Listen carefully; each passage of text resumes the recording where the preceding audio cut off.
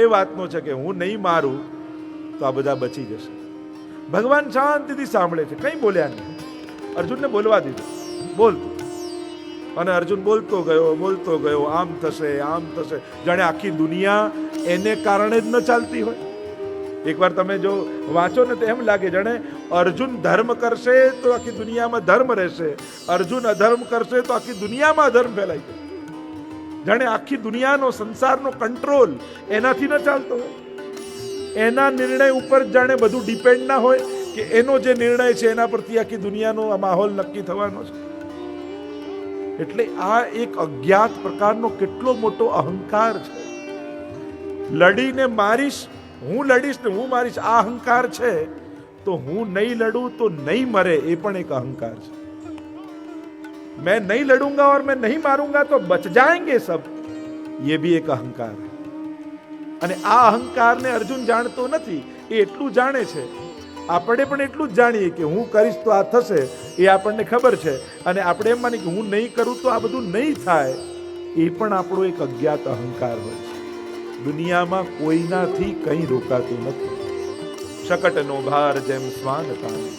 ગાડા નીચે જેમ શ્વાન ચાલતું હોય અને છાંયડે ચાલતું હોય, થોડી વારમાં એને એમ લાગે કે ગાડું મારે કારણે ચાલે છે. અને એને એમ થઈ જાય કે હમણાં ગાડાને રોકી દો, એટલે પેલું ઊભું રહી જાય શ્વાન, તો ગાડું આગળ વધી જાય. એમ જેને એમ લાગતું હોય કે મારે કારણે આ બધું ચાલે, એને અઠવાડિયું રજા પાડીને જોવી. દુનિયા તો ચાલતી જ રહેવાની, કોઈ નાથી કંઈ રોકાતું.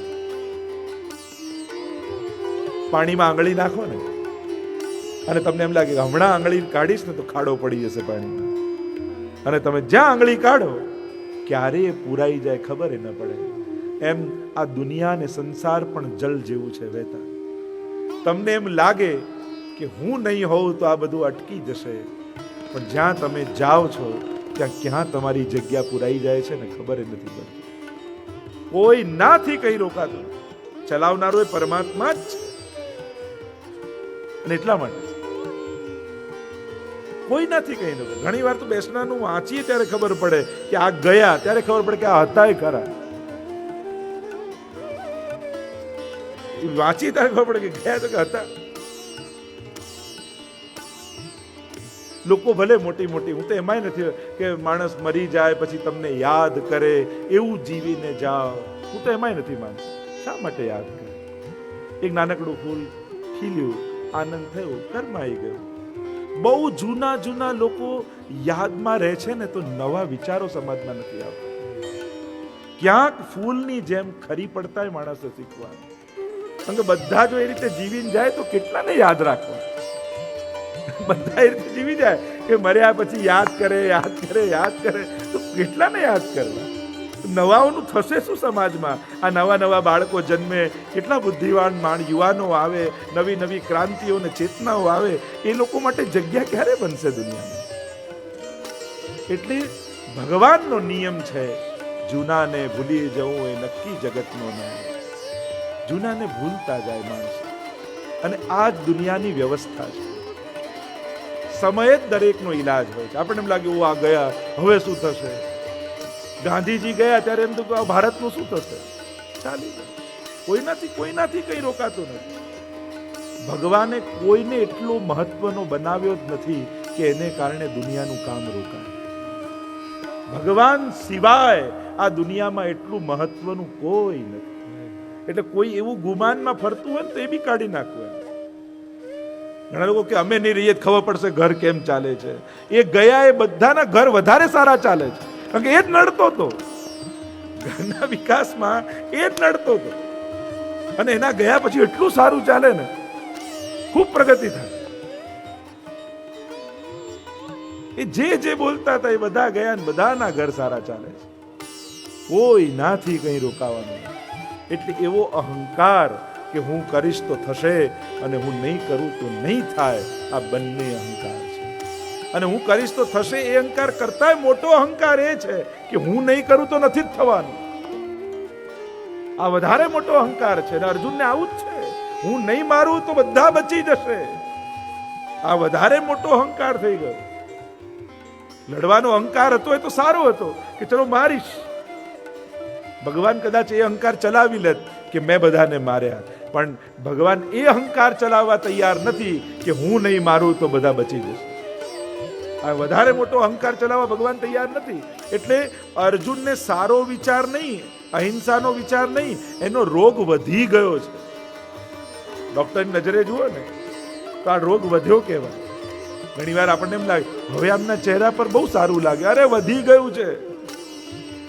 ઘણા આમ ગાલ વાલ ફૂલાઈ જાય ને, બિચારાને સોજો હોય ને આપણને લાગે તબિયત સારી થઈ ગઈ છે. બિચારાને સોજો આવ્યો, રિએક્શન આવ્યું હોય દવા. આ અર્જુનને એવું જ છે. આપણને એમ લાગે કે આ અહિંસા ને આમ થશે ને આમ થશે, આપણને લાગે તબિયત સુધરી, અરે સોજો આવ્યો છે, રોગ વધી ગયો છે કે હું નહીં કરું તો કઈ નહીં થાય. આ તો મોટો અહંકાર થઈ ગયો. ચલાવનારો હું, ચલો પરમાત્મા કે તું, પણ રોકનારો હું ન કરું તો ન થાય. પ્રભુ કે આ તો મોટો રોગ કહેવાય. હવે તો ઈલાજ કરવો પડશે. અને એટલા માટે કોઈનાથી કંઈ રોકાતું નથી. એવું ક્યારે માનવું પણ નહીં. બધાની જગ્યા પૂરાઈ જાય છે. એ જ કુદરતનો નિયમ છે. પાંદડા ઉગે ખરે, પાછા નવા ઉગે ખરે, અને જૂનું જતું જાય, નવું આવતું જાય ને એટલે જ આ દુનિયા સુંદર છે. આ મૃત્યુ પણ ભગવાન આગળ બહુ સુંદર મૃત્યુનું સૌથી સારું ડેફિનેશન આ વિશ્વના ધર્મ ગ્રંથોમાં કોઈ આપ્યું હોય ને તો ભગવદ્ ગીતાએ ભગવાન કૃષ્ણએ વાસાંસી જીર્ણા નિયથા વિહાય. એ આગળ આવશે, હમણાં ના ગોતતા. નવાની ગૃહણાતિ નરો પરા. વાસાંસી જીર્ણા નિયથા, કેટલું સરળ સહજ. ઓફિસે ગયા હો ને તમે લોકો, ઓફિસેથી આવો થાકે પાકેલા, પરસેવા વાળા કપડા જૂના મેલા થઈ ગયા હોય, તમને એમ થાય ફ્રેશ થવું છે એટલે જૂના કપડા કાઢી નવા પહેરી લો. બસ મૃત્યુ આ જ છે. કેટલું સરળ, કેટલું સ્વાભાવિક. જૂના કપડા કાઢીને માણસ નવો પહેરી તરો તાજા થઈ જાય. બસ આ શરીર પણ જેમ જૂનું થાય, પહેલા શરીર આપણને લઈને ફરતું હોય, ઉંમર થાય પછી શરીરને આપણે લઈને ફરવું પડે. પહેલા પગ આપણને લઈ જતા હોય, પછી પગ આપણે લઈ જવા પડે ને. એક એક ડગલું ઉચકીએ, એક એક ડગલું ઉચકીએ, થાય ને. શરીર જેમ જેમ નાના બાળકને તો બોડી પાર્ટ શીખવાડવા પડે. આને હાથ કહેવાય, અહીંયા હાર્ટ હોય, અહીંયા કિડની હોય. મોટા થઈ એટલે બધું જુદું જુદું દુખે એટલે બધું જુદું જુદું ખ્યાલ આવી જાય. આ કિડનીમાં પ્રોબ્લેમ છે ને હાર્ટમાં છે, હાર્ટની આ નળીમાં બ્લોકેજ છે, આંતરડામાં અહીંયા પ્રોબ્લેમ છે. બધા બોડી પાર્ટ જુદા જુદા માણસને દેખાઈ જાય. નાનપણમાં આ બધું ગોખાવું પડે ને તોય યાદ ના રહે. જમણો ડાબો યાદ ના રહે, એ શીખવાડવું પડે. આ જમણો કહેવાય, ડાબો કહેવાય. જેમ જેમ ઉંમર થતી જાય પછી શરીર આપણે લઈને પછી એમ થાય કે હવે કપડું મેલું થયું, હવે બદલી ગયું. અને બસ જો મૃત્યુને ભગવાન કૃષ્ણની દ્રષ્ટિએ લઈ લો તો કેટલું સરળ થઈ જાય. નવો તાજા નવા કપડાં પહેરીને માણસ કેવો ફ્રેશ થઈ જાય. બસ આ જીવન ને આ જ મૃત્યુ, આટલું સરળ. લોકોએ કેટલું ગૂંચવી નાખ્યું મૃત્યુને, ને આને સુધારીએ ને પેલાને સુધારીએ ને આ લોકમાં જઈએ ને પેલા લોકમાં જઈશ ને. સૌથી સારા લોકમાં અત્યારે તમે છો અને એનું નામ છે ભૂલોક. આનાથી સારો કોઈ લોક નથી. ભક્તિ કરવા માટે આનાથી સારી સુવિધા વાળો લોક બીજે ક્યાંય નથી. અરે વિનય પત્રિકા સુખી હરિપુર બસતા નિરંતર પરીક્ષિતથી પછતાવું. ત્યાં તો તુલસીદાસજી કહે છે કે એને સ્વર્ગ મળી ત્યાં પછતાય છે, ત્યાં મને ભગવત કથા નથી મળતી. એ અહીંયા ભૂલોકમાં છે. એટલે તમે જે લોકમાં છો ને સૌથી સારા લોકમાં છો. એટલે લોકો ભલે કે કલયુગ છે ને અહીંયા આવી ગયા ને ફસાઈ ગયા ને ભરાઈ ગયા, લોકો તો જાણે એમ થાય કે જાણે શું કરી નાખ્યું આ ભૂલોકમાં આવી, કયું મોટું પાપ કર્યું કે આ પૃથ્વી લોકમાં આવ્યા. નહીં, બહુ સરળ અને સ્વાભાવિક છે, સહજ છે. ભગવાન એટલી સરળતાથી વાત કરે. જીવનની વ્યાખ્યા એવી, મૃત્યુની વ્યાખ્યા અને બધી જ વાત ભગવાન સાંભળે છે. કહું આ રીતે લડવાથી કોનો ફાયદો, શું ફાયદો? અને સંજય છેલ્લે બોલ્યા. સંજય ધૃતરાષ્ટ્રની આગળ વર્ણન કરતા કહેવા લાગ્યા કે આ પ્રકારે અર્જુનને મોહ જાગ્યો. મને લાગે આવી વાત સાંભળતા સાંભળતા ધૃતરાષ્ટ્ર તો રાજીનો રેડ થઈ ગયો છે. જ્યારે અર્જુનના મુખે આ બધી વાતો સાંભળી હશે ને એટલે ધૃતરાષ્ટ્ર થયું હશે, ચલો મારી ટીમમાં એક વધ્યો, મારી વિચારધારાનો એક વ્યક્તિ વધી ગયો. બહુ સારું, યુદ્ધ ટળી જાય અને જો અર્જુન આ રીતે પાછો વળી જાય તો બધું રાજ્ય અમને મળી જાય, કોઈ મરે નહીં અને અમને તો આનંદ આનંદ થઈ. અર્જુનની આ બધી વાતો સાંભળીને ધૃતરાષ્ટ્ર જ રાજી થાય, ભગવાન રાજી ન થાય. સાધારણ વ્યક્તિ કેવલ અર્જુનની વાત સાંભળે તો એને ગમે. અને ઘણા લોકો એવા છે વિચારકો કે અર્જુનનો પક્ષ લે છે. ઘણા વિચારકોએ લીધા કે અર્જુન તૈયાર હતો અને એમાં ને એમાં તો એવી વાત આવી કે ભગવાન કૃષ્ણને નરકમાં નાખ્યા કે એમણે યુદ્ધ કરાયું. આ સમજનો ફરક છે, આ વિચારધારાનો ફરક છે. અર્જુનને તો રોગ થયો છે. આ વિચાર ધૃતરાષ્ટ્રને ગમ્યો થાય. એને થયું કે જો આ મારું તો બંને હાથમાં લાડવા થઈ ગયા, કોઈ મર્યું નહીં, રાજ્ય મળી ગયું અને આ હારીને જતો રહે એટલે અમારે આનંદ. સંજય કહેવા લાગ્યા, આમ શોક મગ્ન થયેલા અર્જુન રણભૂમિમાં પોતાના હથિયારોને ફેંકી મારાથી યુદ્ધ નહીં થાય દાંડીવ નાખી બેસી ગયા. રોમ રોમ જેના કાપી રહ્યા છે, ગળું સુકાઈ રહ્યું છે, બોલતા બોલતા ખચકાય છે અર્જુન, ગળું સુકાય છે મારું, હું નહીં લડીશ.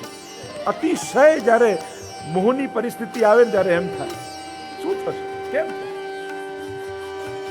ભગવાન પ્રથમ અધ્યાયમાં કંઈ બોલ્યા નહીં, અર્જુનને સાંભળ્યો છે. અને એટલા જ તો પહેલો અધ્યાયનું નામ જ અર્જુન વિષાદ યોગ છે. વિષાદને યોગ બનાવવાનો, યુજ્યતિ યોગ, જોડાવવું એનું નામ જ યોગ. ભગવાન સાથે જોડાવવું એનું નામ યોગ. અનેક અનેક યોગોના નામ ગીતાજીમાં આપ્યા. મહાપ્રભુજી એક સુંદર યોગ આપ્યો, સેવા યોગ. સેવા દ્વારા ઠાકોર સાથે જોડાવવું. અને આજ વૈષ્ણવનો સાચો યોગ છે. અહીંયા પ્રથમ અધ્યાયને વિરામ કરતા એક ચિત્ર દર્શન આપ્યું છે કે ભગવાન સાંભળી રહ્યા છે અર્જુન. શાંત શાંત ચિત્ત અને બોલી દેવાનું. કોઈ રિએક્શન નથી પ્રભુના મુખમાં. અત્યારે અર્જુનના નાટકને જોઈ રહ્યા છે. તું બોલી લે, કરી લે, તારે જે કહેવું હોય કહી દે. તારા બધા રોગ વિશે, જેમ ડોક્ટર હોય ને તો દર્દી બોલતો આમ થાય, આમ થાય, આ દુખે, પેલું દુખે, ફલાણું થાય, બધું સાંભળે. અને પ્રભુ પણ એ રીતે સાંભળે છે. સાંભળી લીધું. અર્જુને ગાંડીવ મૂકી દીધું, બેસી ગયો હતાશ થઈને. મારાથી યુદ્ધ નહીં થાય, હું આ મારા સ્વજનોને નહીં મારીશ. આ પ્રમાણે કરુણાથી ઘેરાયેલા અને આંસુથી ભરેલા, વ્યાકુળ નેત્ર તથા શોકમગ્ન થયેલા અર્જુને ભગવાનને આ રીતે પોતાના વચનો કહ્યા. મારાથી યુદ્ધ નહીં થઈ શકે, કારણ કે યુદ્ધમાં આ બધાને મારી આખી સમાજની પરિસ્થિતિ હું બગાડવા નથી માંગતો, મને ક્ષમા કરો. ચોધાર આંસુ અર્જુન રડે છે, આંખમાંથી આંસુ નીકળે. મને શું બુદ્ધિ સૂજી કે હું આ યુદ્ધના મેદાનમાં આવ્યો, સ્વજનોને મારવા તૈયાર થઈ ભૂમિના ટુકડા માટે. અને હવે શ્રી ભગવાન વાચ, હવે પ્રભુ પલાઠી છોડી ઊભા થયા.